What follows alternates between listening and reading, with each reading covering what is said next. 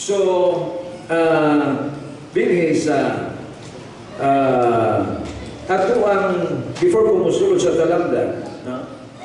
Ang Matthew sa chapters 5 to 7, kaya kanili atong diskutan, mauni ang crucial aspects diha sa Matthew 5 to 7. Doon na tulo ka mga items or tulo ka mga sections.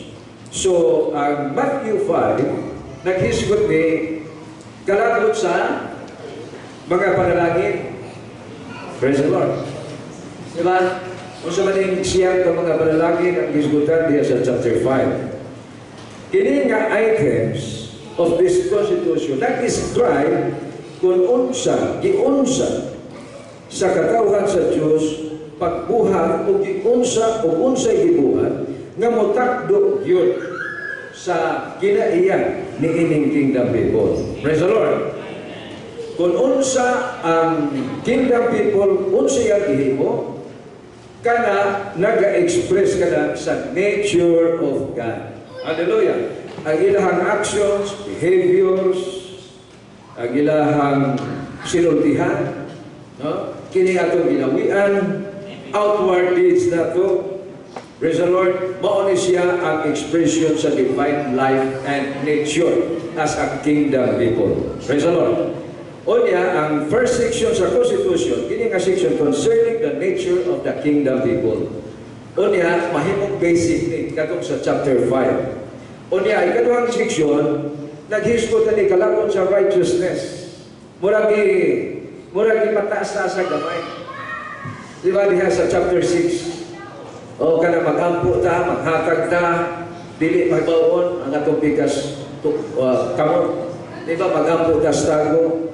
So, it involves righteousness. Mauni siya ikaduhang kinini ang section.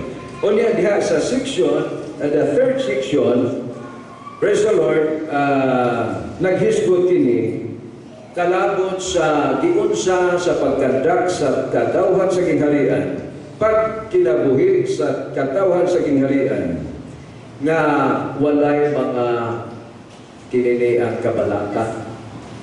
Di kita pwede, di kita moabot diha sa sunod, no, ang pagsulod nato diha sa narrow gate kung naatay mga kabalaka. So, anxiety, itagaan kini siya ikong emphasis diha sa Matthew, kini kalabot sa kabalaka.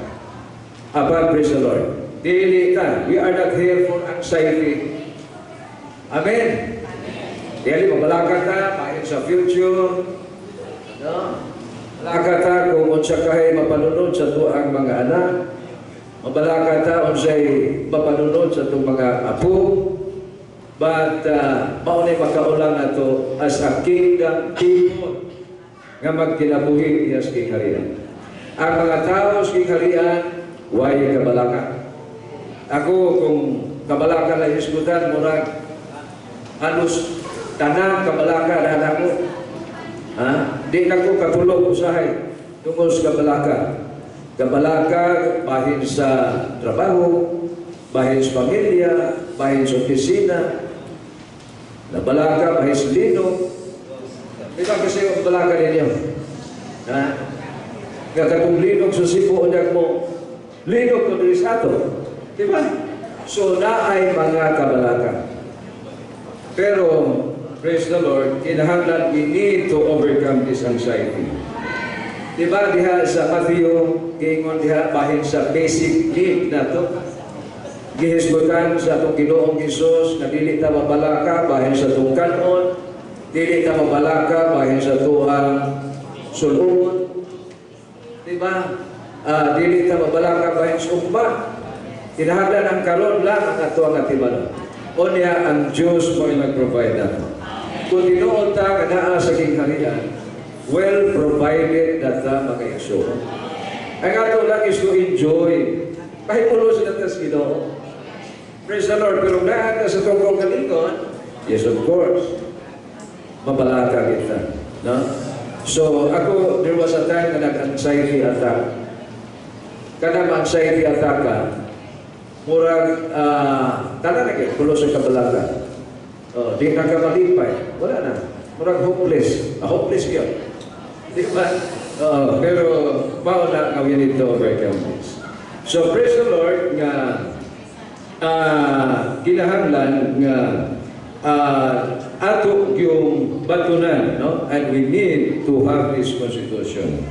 So, the giingon din ato ang pagsulod diha sa narrow gate o paglakaw diha sa constricted way, ang resulta ana will lead to life. Magtultol nato diha sa kinabuhi. Praise the Lord. Unya, dinhi na maghisgot ni kalabot sa to ang living, kalabot sa to ang buhay. Kay kini ang resulta ni is the building up of the body of Christ. So dili gyud mag-build up. Dili mag-build up ang balay diha sa saktong foundation kung dili na to ma-comply, di na to ma-accomplish kining require dinhi sa ikarian. Una, we need to sa to ang kanda, kinahanglan na atan ining siyang ka mga panalangin, and we need to be righteous towards others and towards God. And thirdly, we need to enter into the narrow gate and walk sa constricted way, mga igsoon. So, dinhi sa outline, diingon dinhi nga entering through the narrow gate and walking on the constricted way that leads to life. Praise the Lord. That leads to life. Amen. That the ever-blessed condition of the kingdom. So, praise the Lord. At ingon din his chapter 7, verse 13 and 14, enter in through the narrow gate, for the gate is wide and the way is broad that leads to destruction. And many are those who enter through it.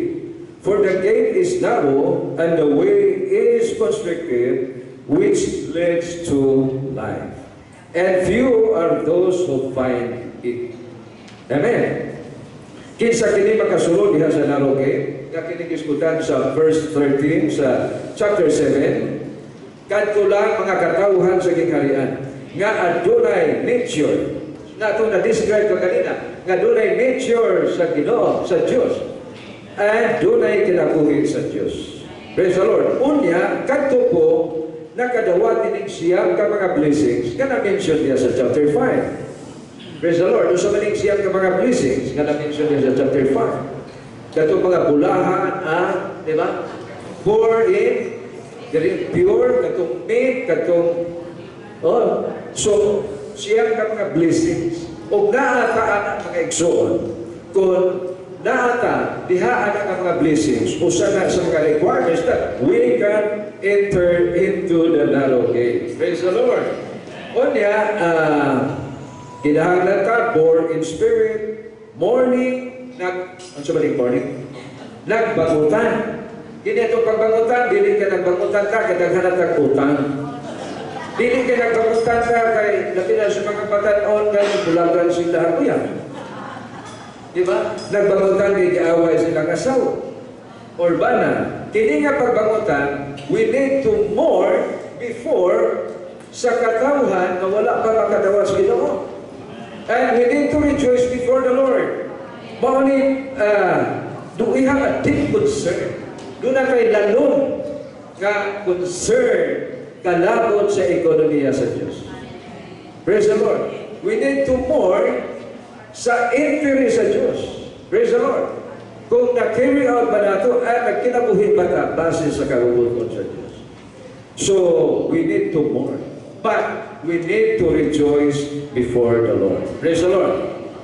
Unya, kato mig, gigutom, giuhaw, for righteous, merciful, pure in heart, making peace with all men. So kana and willing to be reproached for Christ. So kini nga mga panalangin kung ni ataani, praise the Lord, we can enter through that narrow way. Hallelujah. Duga pa, katong musulod through this narrow gate, kinahanglan mapailalon sa mga balaod o konstitusyon sa kingharian. O katong change laws o katong ipahagugan pa ang mga balaod. Diha sa Matthew 6 man siguro na, nga ang 10 Commandments, di mo dito, sa Mosaic Law, ayaw pagpatay. Di ba? Pero dito gingon sa Ginoo, bisag nagdumot ka na sa magsuon, nagkapatay na.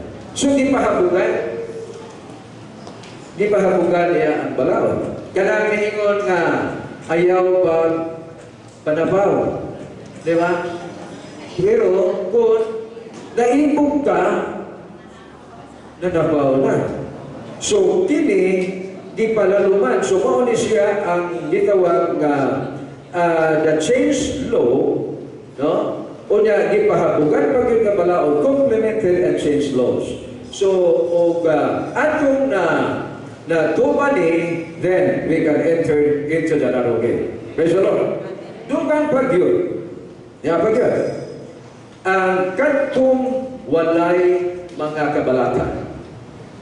So, without anxiety concerning living, mao'y makasulod into that narrow gate. Tas tila murang hindi ko kasulod.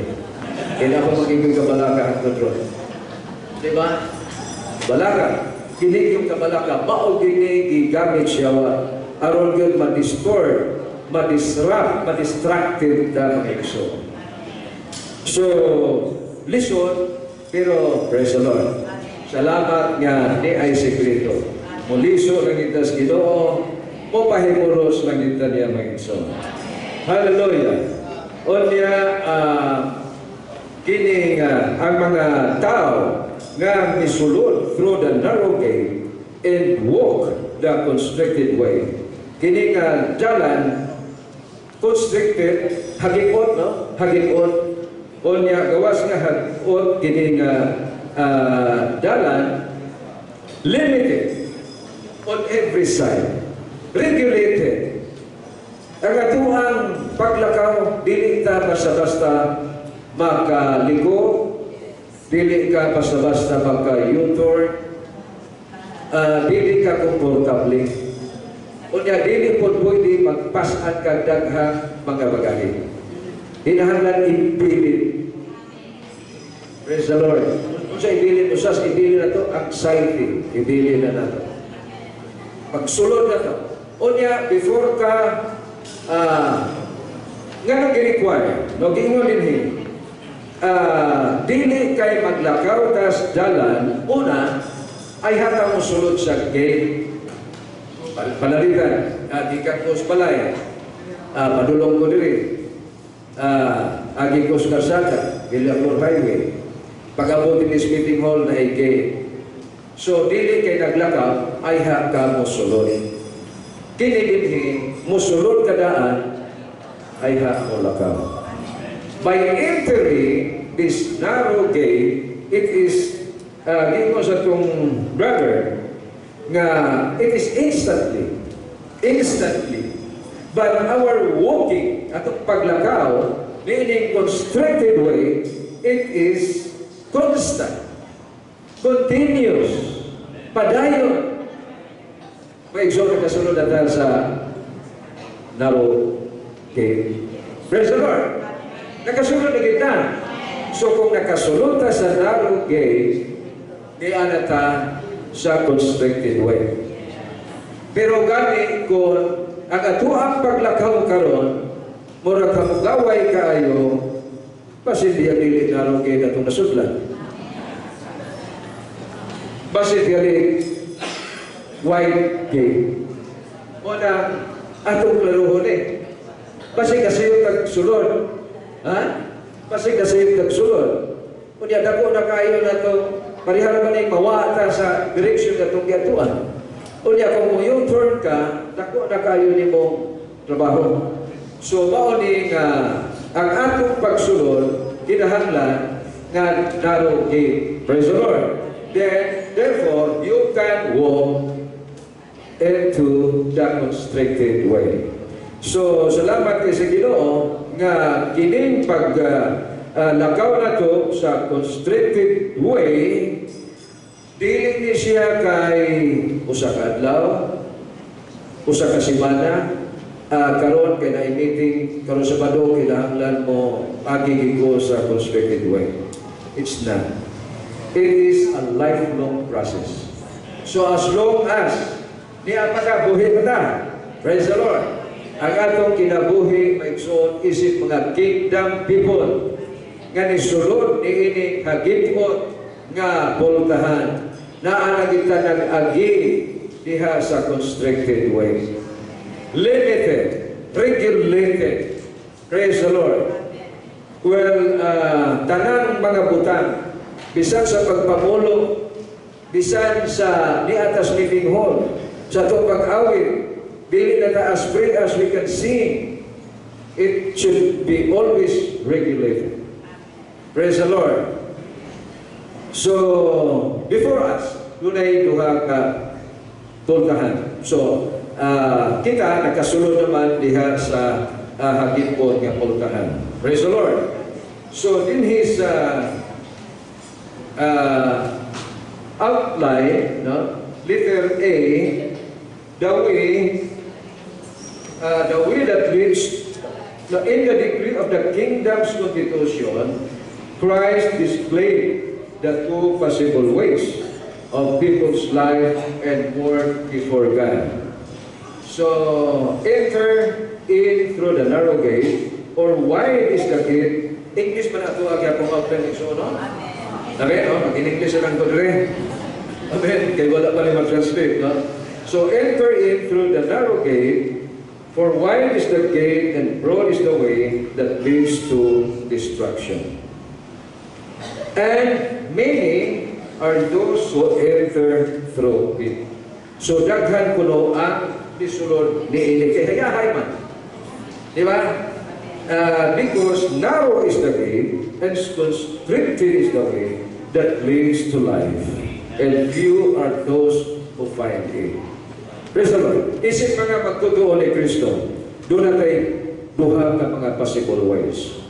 Doon ay duha ka mga posibleng dalan. Ako na na-mention ka ganina.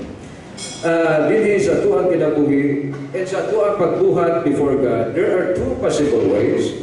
The way that leads to life and the way that leads to destruction.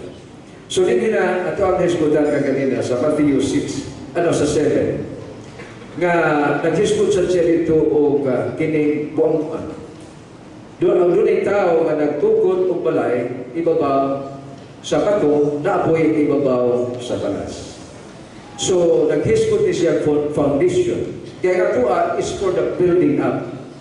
Praise the Lord. So, base noon, natong pagtukod, tuahin noon natukod for destruction. Yes, we are for building up. But ang atuang pag-build, base nila yung tuwa dito nag-build, nga ang foundation na to, nakalay dito sa balas. Di ba? So, kinahanglan yun, nga nga tuang building na ata nag-build up, kaya nga itong pagbuhat ani, and our living should be in a constricted way. Kaya ang resulta ni leads to life and building. Praise the Lord. So the way that leads to life and the way that leads to destruction. So we need to enter the narrow gate and walk on the constricted way that leads to life. Praise the Lord. Nga mo sangpot ngadto sa kinabuhi. So, nagdepende na ito mga igsoon sa tunghang. No?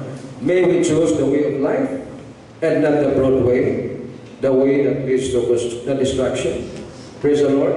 So, isip mga magtutuo ni Kristo o mga bahin sa lawas ni Kristo, doon na tayo the same life. Hallelujah. We have the same life. Praise the Lord. The life of Christ. Praise the Lord. Onya, the life of God is the life of Christ. Hallelujah. Unya ang kinabuhi ni Kristo na himong our very life. Praise the Lord. Mao ni ato ang kinabuhi o atong gikinabuhi. So wala na'y makalabaw ini. No, it is nothing is more subjective to us than our life. For our life is ourselves. But for Christ to be our life, nagpasabot nga He is subjective to us to the uttermost. So salamat kay sa Ginoo nga ang realidad, no, sa matang magtutuo diha ni Kristo na agyud sa espirituhanong ginsakpan ug ang atong very life mao si Kristo mismo. For us to be real sa atuang kasinatian, but mao lagi na we need to take Christ as our life unya magkinabuhi ta niya diha sa inadlaw natong kinabuhi. Praise the Lord.